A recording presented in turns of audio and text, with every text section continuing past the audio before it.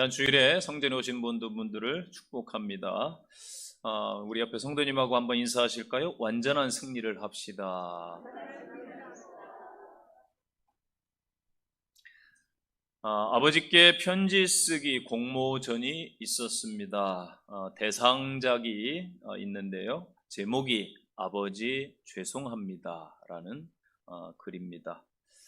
내 가슴에 각인된 불효의 죄스러움이 너무 커서 속죄하는 마음으로 이 글을 씁니다 라고 밝히고 있습니다. 잠시 소개하겠습니다. 내 땅이라고는 한 뼘도 없는 가난한 소장농의 셋째 딸로 태어난 제가 남편과의 결혼을 며칠 앞두고 식구들이 모인 자리에서 차마 입에 담지 못할 말로 부모님의 가슴에 처음으로 피멍을 들게 했습니다. 엄마, 아빠, 딱 한 번만 부탁드릴게요. 결혼식장에서만큼은 큰아버지 손잡고 들어가게 해주세요. 철석, 제 말이 끝나기도 전에 옆에 앉아있던 오빠한테 뺨을 얻어맞았지만 저는 단호할 만큼 막무가내였습니다. 그러지 않아도 친정에 넉넉하지 못한 형편 때문에 부유한 시댁에 행여나 흠잡힐까봐 잔뜩 주눅 들어 있었는데 꼽추 등을 하신 아버지의 손을 잡고 많은 손님 앞에 선다는 것은 정말 생각조차 하기 싫었습니다. 걱정 말그레이, 요즘 허리가 하루가 다르게 아파오니 내사 그날은 식장에도 못 갈 것 같구나. 그러니 마음 아파하지 말고 그렇게 하그레이. 행여나 시집가는 딸이 마음에 상처를 입을까봐 거짓말하신 아버지. 상아빛 순결한 웨딩드레스를 입고 결혼식장에 오신 손님들의 축하를 받으며 큰아버지의 손을 잡고 행진하는 순간부터 북받쳐 오르기 시작한 오열로 결혼식 내내 눈물 범벅이 되고 말았습니다. 덩그러니 골방에 홀로 남아 쓴 소주잔을 기울이고 계실 아버지를 떠올리며 다시는 아버지를 배반하지 않겠다고 다짐을 했건만 저는 또다시 용서받지 못할 불효를 저지르고 말았습니다. 허니문 베이비를 가져서 시집가자마자 심한 입덧으로 고생을 하면서도 어려운 시어머니한테는 감히 내색도 제대로 못하고 늦은 밤 친정집에 전화로 고통을 하소연하곤 했었지요.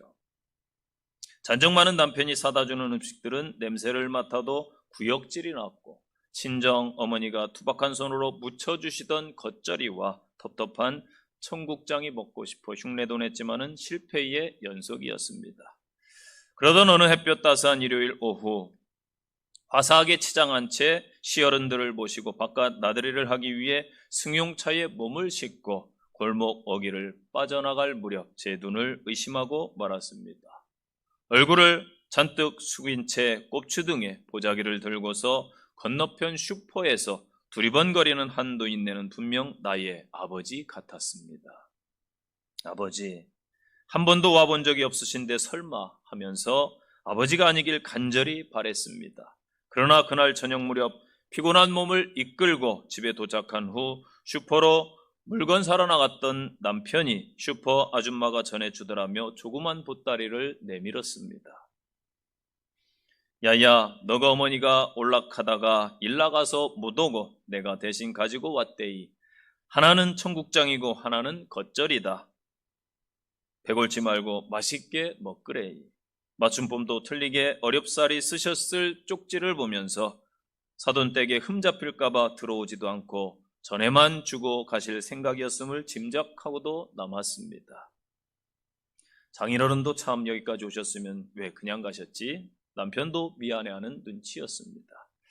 버스를 3번이나 갈아타야만 올 수 있는 길을 언젠가 한번 들린 적이 있는 큰언니한테 묻고 또 물어서 찾아오셨던 아버지.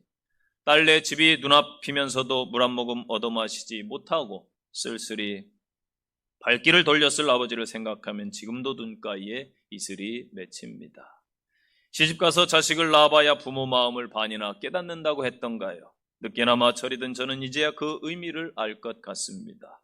하지만 한 번 뱉은 말은 주워 담을 수 없듯이 한 번 저지른 불효는 그 어떠한 효도로도 깨끗이 치유될 수 없는지 날이 갈수록 한스러워집니다. 더군다나 얼마 전에 남편 직장 때문에 따로 이사해서 친정과는 300km나 떨어진 곳에 살고 있으니 느는 건 눈물뿐이랍니다. 오늘처럼 이렇게 부슬부슬 가랑비라도 내리는 날엔 사진첩을 벗삼아 뒤적이다가 아버지 없는 결혼사진을 대할 때면 황량한 바람이 몰아칩니다. 아버지, 정말 죄송합니다. 지난날의 불효자식이 이제야 철이 들었나 봅니다. 부디 건강하게 오래오래 사세요. 앞으로 잘 할게요. 서울출판문화회관에서 열린 시상식에서 대상을 수상한 성남시에 사는 김모모 씨의 주부의 수기입니다.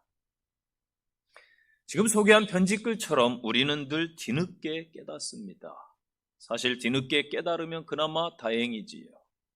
타이밍이라는 말은 적절한 시기와 때를 말합니다. 시대를 너무 앞서가도 문제이고 시대에 뒤처져도 문제가 됩니다. 적절한 때를 아는 것이 중요합니다.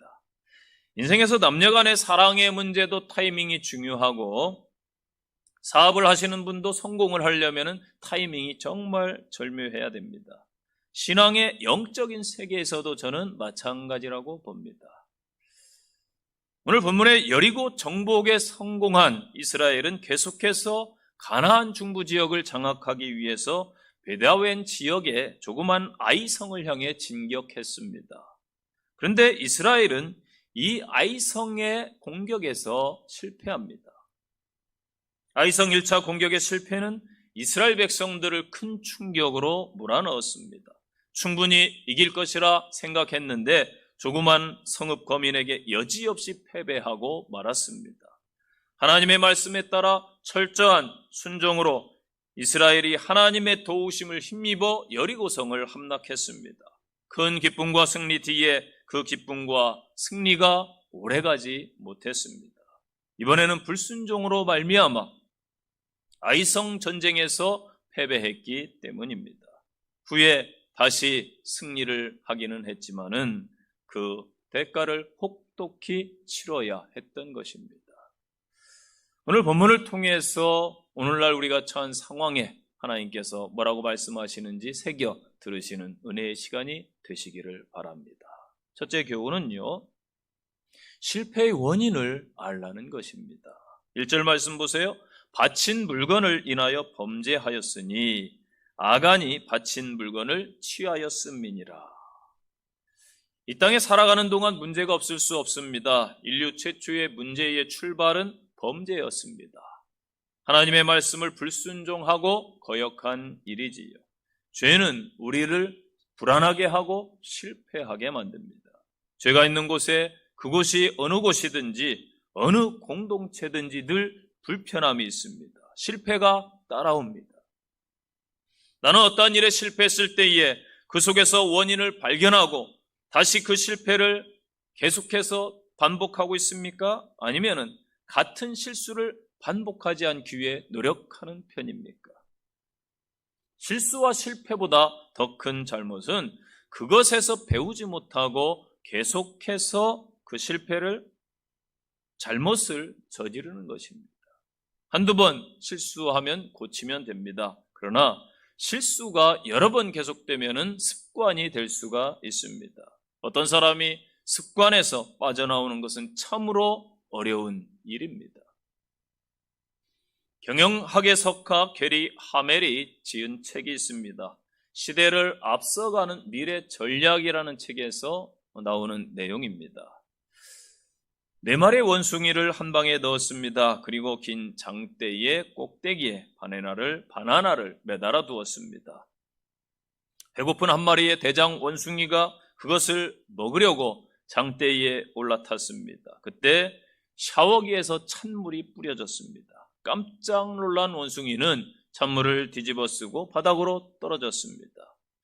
나머지 원숭이들도 바나나를 먹으려고 시도를 했지만은 번번이 찬물이 쏟아졌습니다. 여러 차례 반복되자 원숭이들은 바나나를 따먹으려는 시도를 포기했습니다. 이제 새로운 한 마리 원숭이를 우리 안에 교체해서 집어넣었습니다. 신참 원숭이가 아무것도 모르고 바나나를 보고 장대 위에 올라가려고 합니다. 그러자 고참 원숭이들이 다가가서 막 소리를 치기 시작했습니다. 고참들의 메시지에 위축된 신참은 결국 포기하게 되었고, 그 이후로 차례로 한 마리씩 새로운 원숭이를 교체했는데 동일한 포기 현상이 나타났습니다. 그 후에 모든 원숭이를 교체했습니다. 그 다음에는 샤워기를 제거해 버렸습니다. 그런데도 어느 원숭이도 감히 장대에 오리를 하지 않았다라는 것입니다. 아무 이유도 모른 채로. 성도 여러분, 우리는 삶에서 실패할 수 있습니다. 그러나 그 실패의 원인을 바로 알아야 되겠지. 그래야 다시 딛고 일어설 수가 있는 것입니다.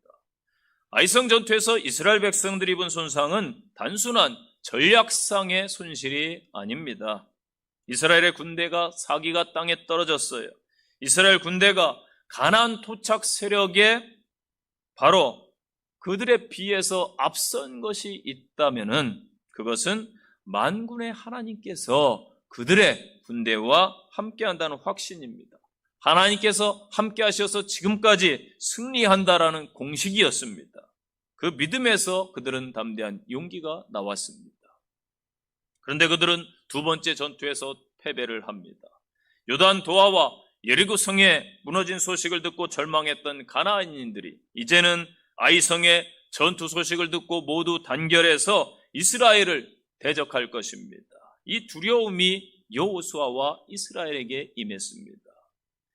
여러분, 이스라엘 군대의 실패의 원인은 단 한 가지입니다. 만군의 하나님께서 그들을 떠났기 때문입니다. 여호수아의 탄원에 대해서 하나님께서 왜 그들을 떠났는지 그 이유를 밝혀주고 계십니다. 바로 그들 내부에 죄악이 있었기 때문입니다. 여리고성은 전적으로 하나님의 임재에 의한 승리였습니다. 가나안 정복 전쟁의 첫 열매로서 하나님께 드려서 바쳐서 하나님께 영광을 올려야 됩니다. 그런데 아간이 범죄한 것입니다. 하나님은 가나안 정복 전쟁이 거룩한 전쟁임을 다시 한번 확인시키시고 그 거룩한 전쟁을 수행하는 하나님의 군대가 성결해야 됨을 알려주고 있는 것입니다. 사실 우리 주변 환경의 모든 문제는 거룩함의 상실에 있습니다. 온 세계에 하나님의 사람들이 많아져서 정말로 성결감과 거룩함이 이 온 땅을 덮는다면은 이 세상은 살기 좋은 세상이 될 것입니다. 그런데 마귀가 회방을 하고 있습니다.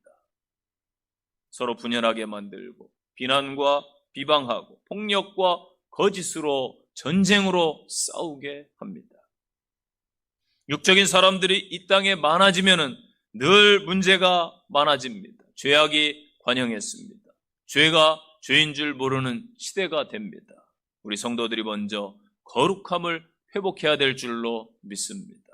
성도 여러분, 우리의 현재의 모습도 마찬가지입니다. 수많은 문제들 뒤에 감추어진 실체를 파악을 해야 되는 것이지. 모든 인류의 실패는 바로 죄입니다. 타인의 죄가 아닌 나의 죄를 회개합시다. 다른 나라, 일본, 중국, 미국 뭐라 할 것 없이 우리 나라의 모습을 바로 봅시다. 다 종교를 볼 것이 아니라 우리 기독교를 봅시다. 주변인들을 볼 것이 아니라 나를 보시기 바랍니다.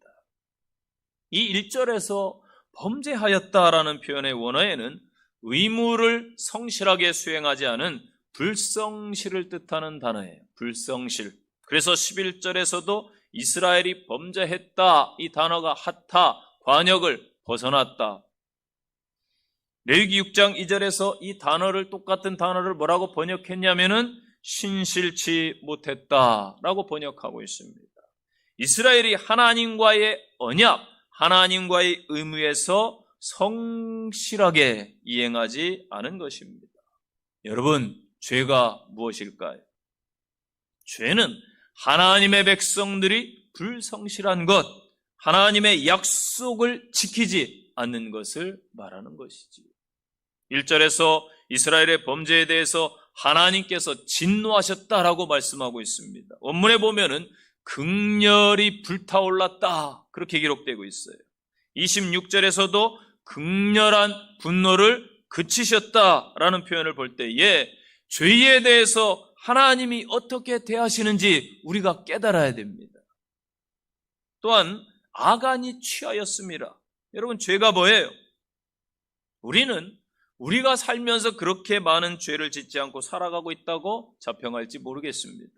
그러나 인간이 하나님의 것을 취하는 것, 그것이 곧 죄입니다. 하나님께 영광 돌리지 않는 성도의 삶, 죄입니다. 내 힘으로 살 수 있다라고 생각하는 모든 행위들, 바로 죄악입니다. 일주일간, 한 주간 하나님의 도움을 힘입어 살아야 되지만은 내 힘으로 하나님 없이 살다가 주일에만 하나님을 찾는 우리의 모습은 혹 아닙니까? 시간, 물질, 생각, 우리의 모든 것들은 다 하나님의 것입니다. 그런데 우리는 당연한 듯이 내가 내 것처럼 누리고 있습니다. 여러분, 실패했습니까? 혹 고난 중에 계십니까? 문제가 생겼습니까? 돌아봅시다. 하나님께 돌려야 될 부분들이 무엇인지 깨닫는 성도들이 되시기를 바랍니다. 죄는 반드시 대가가 따라온다는 사실을 기억하시기를 바랍니다. 두 번째 교훈입니다. 이스라엘 백성들의 교만함을 오늘 우리에게 알려주고 있습니다. 2절 3절 말씀 보면은 그 땅을 정탐하라 하매 돌아와서 이르되 다 올라가지 말고 그들은 소수이니 수고롭게 하지 마옵소서. 아멘. 여러분, 아이성 전투의 특징이 본문에 있어요. 그것은 바로 하나님의 직접적인 지시가 없었다라는 것입니다. 여리고성 전투와 2차 아이성의 전투에서는 하나님이 직접 말씀해 주십니다. 이로 볼 때 아이성 전투에서 여호수아나 이스라엘 백성들이 신앙적으로 나태해져 있다, 그렇게 볼 수 있는 거예요. 아이성 전투에 있어서 이스라엘에게 보다 중요한 것은 정탐꾼을 보내는 것이 아니에요. 인간적인 방법이 아니에요. 신앙의 경각심을 고취시키는 일이었습니다. 여러분, 가수 윤수일 씨라고 아시나요? 예, 아시는 분 계실 거예요. 그분의 히트곡이 있어요. 사랑만은 않겠어요. 지금 노래가 막 머릿속에 지나가는 분도 계실 거예요. 저도 어제 설교 원고를 보면서 제가 식탁에서 이걸 불렀더니 아내가 저를 쳐다보더라고요. 그래서 오늘 불러야 될까 말까, 안 부르는 게 낫겠다 결론을 내렸습니다. 가사가 이렇습니다. 이렇게도 사랑이 괴로운 줄 알았다면 차라리 당신을 만나지나 말 것을. 이제 와서 후회해도 소용없는 일이지만 그 시절 그 추억이 또다시 온다 해도 사랑만은 않겠어요. 그래서 제목이 사랑만은 않겠어요. 여러분, 우리는 이렇게 노랫말처럼 미련해서 후회할 짓을 많이 합니다. 내가 무엇인가 다 할 수 있다라고 착각을 합니다. 후회는 적게 할수록 그 인생은 유익이 될 것입니다. 매일 하는 일마다 후회하면 어떻게 되겠습니까? 우리는 내 힘을 과신하는 것을 늘 조심해야 됩니다. 우리는 실패할 때보다 성공할 때가 더 위험합니다. 가난할 때보다 부유해서 많이 가졌을 때가 더 위험해요. 병들었을 때보다 건강할 때가 더 위험할 수 있습니다. 욕먹었을 때보다 칭찬받을 때가 더 위험할 때입니다. 성도 여러분, 이스라엘은 전쟁에서 패배했다는 이유보다도 하나님의 도움의 손길이 이제 이스라엘을 떠났다는 그 사실을 직감했기 때문에 슬픈 거예요. 이제껏 패배한 적이 없던 이스라엘은 패배를 한 것은 하나님이 함께 하시지 않기 때문이라고 그들이 깨달은 거예요. 승패보다 더 중요한 게 있다면은 그것은 하나님이 함께 계시느냐, 하나님이 함께 하지 않느냐의 문제입니다. 우리의 삶 속에서 많은 재물과 명예를 얻고 또 못 얻고 하는 이 문제보다 더 중요한 것은 나의 삶이 현재 하나님의 간섭과 하나님의 지배를 받고 있느냐 하는 것입니다. 여러분, 현재 이스라엘 백성과 여호수아의 문제점이 무엇일까요? 우리끼리 해도 된다, 이겁니다. 하나님 없어도 괜찮아요. 이것은 작은 일이니까요. 여러분, 작은 일이든 내가 감당할 수 없는 큰 일이든 우리의 일은 다 하나님의 이름을 기억하시고 그분께 의논하십시오. 그러면 하나님이 기뻐하실 줄로 믿습니다. 우리들 하나님의 은혜로 살아왔고 하나님의 도움을 받아 살았고 하나님의 축복으로 산다는 것을 알고 하나님을 의지하시기 바랍니다.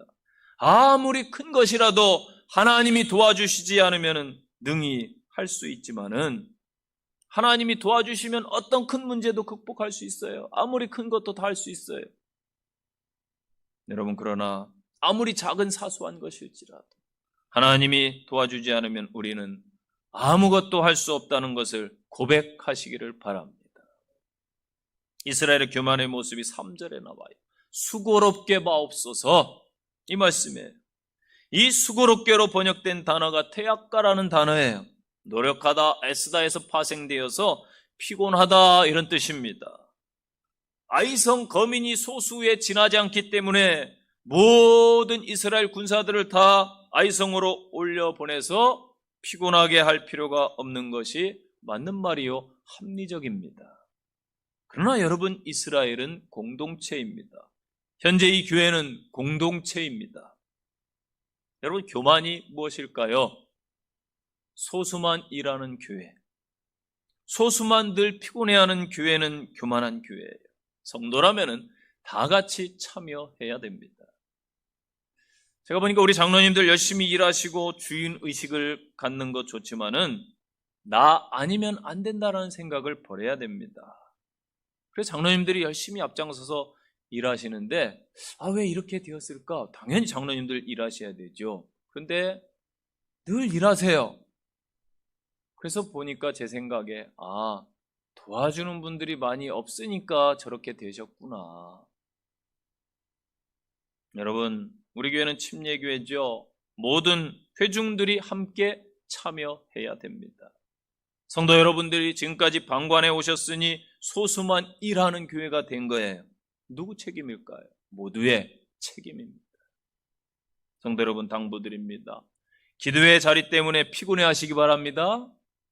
별로 기도하고 싶지 않군요. 아멘이 적어요. 기도의 자리 때문에 여러분 피곤해 하십시오. 아멘.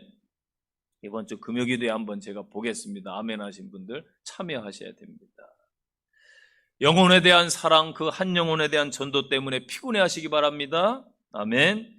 교회 봉사와 헌신의 자리 때문에 우리 성도 여러분 피곤해 하시기 바랍니다. 여러분의 가정일과 회사일, 사업 하시면서 피곤해, 머리 아파 죽겠어, 이러한 표현들 얼마나 많이 하십니까?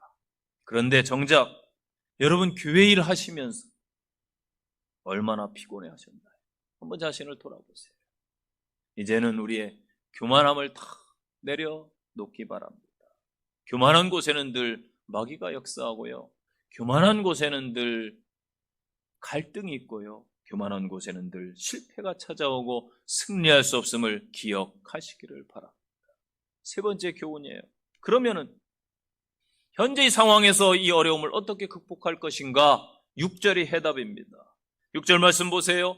여호수아가 옷을 찢고 여호와의 궤 앞에서 땅에 엎드려 머리에 티끌을 무릅썼다. 아멘. 여호수아는 지도자로서 옷을 찢었어요. 하나님 앞에 간절히 엎드렸습니다. 여호수아는 자기 힘으로 극복할 수 없는 이 엄청난 패배 앞에서 자기의 마음을 찢었습니다. 전쟁에서 여러분 36명, 50명도 안 돼요. 죽는 것 별것 아닙니다. 수많은 군사들이잖아요. 전쟁이 늘 승리만 있나요? 이길 때가 있으면 때로는 패배할 때도 있는 것이지요. 그러나 여호수아는 영적으로 깨달았어요. 아하, 하나님이 우리와 함께하지 않으셨구나. 뭔가 문제가 있음을 직감한 거예요. 그들이 여호와의 궤 앞에 기도했다. 이스라엘 백성에게 있어서 여호와의 궤는 하나님이 현존해 계시는 상징입니다. 이스라엘의 궤 앞에서 여호수아가 기도했다라는 것은 하나님의 임재를 구하고 하나님의 임재하심을 그리워하며 기도했다라는 거예요. 특별히 하나님의 궤는 전쟁과 밀접한 관계가 있지요. 하나님이 함께 하실 때 이스라엘은 크고 작은 전쟁에서 늘 승리해 왔습니다. 우리의 일터에, 우리의 가정에, 이 교회에 하나님의 함께 하심을 구하는 성도들 되시기를 축원드립니다. 그렇다면 이 문제와 위기를 어떻게 극복합니까? 첫째는 지도자가 먼저 회개해야 됩니다. 오늘 보세요. 여호수아는 자신이 먼저 회개했습니다. 지도자가 먼저 엎드려야 소망이 있는 것이지요. 이 대한민국의 모든 문제는 누구에게 있어요? 장관들, 국회의원들, 국민에게 있는 게 아닙니다. 모든 문제는 사실 대통령에게 있어요. 이것은 지도자가 감당해야 될 몫입니다. 그렇다면 이 한국 교회의 모든 문제는 누구에게 있습니까? 성도들에게 있을까요? 아니에요. 한국 교회의 모든 문제는 목사들에게 있습니다. 죄송합니다. 저도 목회자입니다. 이걸 인정해야 돼. 여호수아의 기도가 적절한 시기에 선행되었다면 그는 아이성의 패배를 경험하지 않을 수 있었습니다. 하지만 여호수아 역시 기도하기를 쉬는 죄를 범하고 말았고 승리는 뒤늦게 찾아왔습니다. 우리도 이러한 전철을 밟을 때가 많지요. 우리가 알지 못하는 사이에 하나님이 주신 은혜를 놓치기도 하고요. 당하지도 되지 않을 그러한 패배를 경험하기도 합니다. 미리 엎드려 기도했더라면 충분히 해결할 수 있는 일을 기도하지 않아서, 회개하지 않아서 수습이 안 될 정도로 키워버린 일들이 얼마나 많습니까? 여러분, 후회하는 인생이 되면 늘 후회하지요. 신앙도 후회하는 신앙이 되면 늘 그 신앙은 후회를 합니다. 미리 대비하고 방비하고 예방하는 그 인생과 그러한 신앙인이 되어야 될 줄로 믿습니다. 준비해서 손해볼 것이 전혀 없다라는 것입니다. 같은 실수를 되풀이하는 것은 긴장하지 않는 것입니다. 사람은 실수할 수 있죠. 실패할 수 있지요. 그러나 그 실수와 실패를 자주 한다라는 것은 근본적으로 자신을 좀 돌아봐야 되는 것이 문제가 있어요. 그렇지 않기 위해 우리는 하나님 앞에 지혜를 구하고 하나님 앞에 자주 엎드려야 될 줄로 믿습니다. 이제부터 기도를 회복하십시오. 피곤해도 기도해야 됩니다. 귀찮아도 기도해야 됩니다. 힘들어도 엎드려야 됩니다. 지금이 기도할 때입니다. 코로나로 보이지 못할 때 교회 가고 싶다고 했던 분들 다 한국교회 어디 있습니까? 금요 기도회, 새벽 기도회, 기도회 자리에 더 그전보다 나와야 되지 않겠습니까? 세상 사람들도요, 양심이라는 게 있어요. 그래서 어느 모임에 소속되면은 1년에 몇 번이라도 얼굴을 비추는 게 상식이에요. 저도 그 전에 무슨 동호회 운동하면서 가입을 하면 회비 철저하게 잘 내줍니다. 그리고 바쁘고 힘들어도 때로는 토요일 날 원례에 있습니다, 총회 있습니다 하면은 다른 일 다 미리 해놓고 참석을 꼭 해줘요. 왜냐하면 제가 그 회의에 소속돼 있기 때문에. 목회자 토요일 날 진짜 바쁘지요. 움직일 틈이 어디 있어요. 그럼에도 저는 참석을 했어요. 왜냐하면은 그게 제가 당연히 해야 될 책임이라고 여겼기 때문입니다. 그게 상식이잖아요. 그런데 하나님의 백성이라고 하면서 등록 성도이면서 심지어 직분자이면서도 기도회에 1년에 몇 번 안 비치는 사람들을 어찌 이해해야 되겠습니까? 여호수아가 옷을 찢고 이스라엘 장로들과 함께 온종일 하나님의 법궤 앞에 엎드려 울면서 호소하는 장면을 여러분 기억하십시오. 위기가 닥쳤을 때에 해결할 방법론만 찾아 동분서주하는 우리의 모습과 비교해서 하나님의 뜻과 그 손길을 기다리는 자세는 오늘 우리가 꼭 기억하고 배워야 될 신앙의 자세인 줄로 믿습니다. 부모는요, 모든 것을 내주지만은 자식은 그것을 선택하면서 취하면서도 만족하지 않는다고 하지요. 늘 불만이라고 해요. 그게 관점의 차이인 거예요. 관점의 차이예요. 늘 관점의 차이예요. 동물의 세계에서도요, 자식에게 자신의 몸을 뜯기고 내어주는 살모사와 가시고기가 있어요. 산란을 그 힘겹게 마치고 지친 몸으로 수천 킬로를 회귀하는 연어도 있어요. 자신의 죽음을 새끼에게 숨기려는 코끼리의 모습을 보면 참 감동이 됩니다. 이스라엘을 향한 하나님의 마음이 이렇지 않겠습니까? 앞으로 계속해서 이들은 하나님을 향해 불신하고 불평하고 원망할 거예요. 그럼에도 불구하고 끝까지 이들을 가나안으로 인도하시는 하나님 아버지의 모습을 저희가 봐야 되는 것이지. 시편 55편에서 시편 기자는 이러한 고백을 했어요. 나는 하나님께 부르짖으리니 여호와께서 나를 구원하시리로다. 저녁과 아침과 정오에 내가 근심하며 탄식하리니 여호와께서 내 소리를 들으시리로다. 나를 대적하는 자 많더니 나를 치는 전쟁에서 그가 내 생명을 구원하사 평안케 하셨도다. 아멘. 엎드리는 자에게 이러한 복이 오는 거예요. 저희들도 엎드려서 승리하시기를 바랍니다. 두 번째는 탐욕을 버리라는 말씀이에요. 승리하려면 탐욕을 버려야 돼요. 이스라엘 공동체의 비극의 시작은 아간의 탐욕으로부터 시작되었어요. 금덩어리를 보니까 왜 갖고 싶은 마음에 안 들겠어요? 견물생심이잖아요. 좋은 것 보면 아우 나도 있었으면 좋겠다. 그런 생각 하시잖아요. 유혹이 일어나요. 외투 그냥 명품 외투를 봤어요. 아 저거 갖고 싶다 입고 싶다라는 소유욕이 생겼습니다. 우리에게도 이런 욕심이 있지요. 모든 욕심이 다 나쁜 것은 아닙니다. 그러나 하나님의 명령에 불순종한 욕심이 문제, 지나친 과욕이 문제, 구분하지 못하는 게 여러분 문제예요. 이게 내 자리인지 아닌지 하나님의 것인지 아닌지 구분을 해야 되는 거예요. 인류 첫사람 아담과 하와도 하나님의 것 구분하지 못했어요. 하나님의 명령을 구분하지 못했어요. 그러니까 범죄하죠. 하나님이 먹지 말라고 한 동산 중앙에 있는 나무의 실과를 보고 먹음직하고 보암직하고 지혜롭게 할 만큼 탐스러운 나무인지라 욕심이 생겨서 탐욕으로 죄를 범하고 말았습니다. 탐욕은 하나님의 말씀을 거역하는 죄의 불순종입니다. 진정한 행복이 여러분 재물에 많고 적음에 있는 게 아니에요. 명예, 지식 높고 낮은 데 있는 것도 아니에요. 아무리 상황이 좋다고 해도 행복하지는 않아요. 사람의 행복은 세상에 있는 것이 아닙니다. 신명기 10장 13절 말씀 내가 오늘날 내 행복을 위하여 내게 명하는 여호와의 명령과 규례를 지킬 것이니라. 아멘. 이 세상 탐욕을 다 넉넉히 이기는 성도들 되시기를 바랍니다. 세 번째는 공동체성을 회복하라는 말씀을 주시는 거예요. 여러분 나 하나쯤이야 대한민국 모든 백성이 생각하면은 이 나라는 미래가 없어요.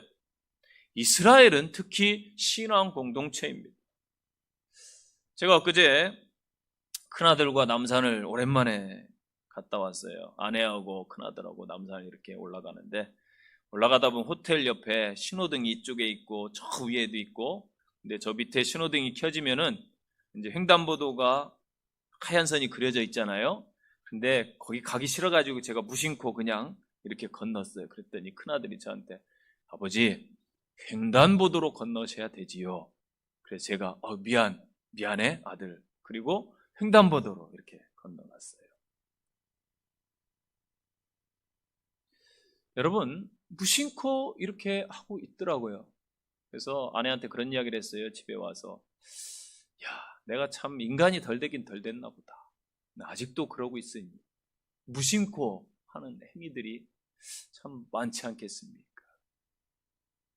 하나님께서는 이스라엘 백성들을 바라보시면서 마치 한 개인을 전체로 보고 계시지요. 그래서 어느 한 사람의 잘못은 온 이스라엘 공동체의 백성의 잘못으로 간주하셨고 거기에 대한 책임도 모두에게 지우신 것입니다. 마찬가지로 이 대한민국 누구의 책임이 아니에요. 우리 모두의 책임입니다. 이 교회 한 공동체지요. 코로나 시대의 교회 개념이 희박해지고 있지만은 교회는 유기체예요. 모두의 교회예요. 모두의 책임입니다. 고린도전서 12장 26절 보니까 만일 한 지체가 고통을 받으면 모든 지체도 함께 고통을 받고 한 지체가 영광을 받으면 모든 지체도 함께 즐거워하느니라. 아멘.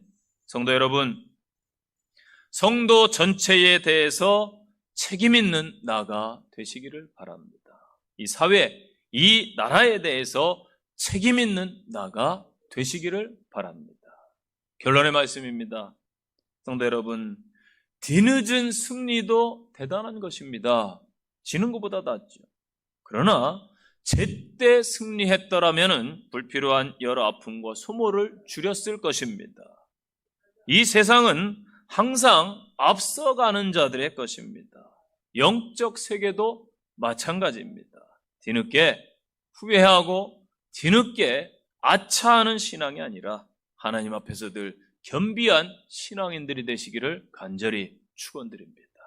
결론의 말씀입니다. 적용입니다. 적용. 첫째는 우리가 죄를 회개할 때에 재기의 기회가 주어집니다. 우리의 죄를 하나님 앞에서 고백하시는 성도가 되시기를 바랍니다. 두 번째 적용입니다. 은혜를 아는 자가 교만치 않고 겸손할 수가 있습니다. 받은 은혜를 잊지 않고 받은 바 은혜를 받을 바 은혜를 기대하면서 한 주 승리하시기를 바랍니다. 세 번째 적용입니다. 진정한 위기는 위험의 때가 아니라 하나님이 함께 하시지 않을 때입니다. 한 주간 삶 속에서 하나님의 임재를 구하시는 성도들의 삶이 되시기를 간절히 축원드립니다. 기도하겠습니다. 하나님 아버지 감사합니다. 오늘 아이성 전투를 통해 저희에게 말씀해 주셨습니다. 저희들 심히도 부족하고 연약합니다. 긍휼히 여겨주시고 하나님의 도우심을 힘입어 승리하는 저희들의 삶이 되게 하옵소서. 주 예수님 이름으로 기도합니다. 아멘.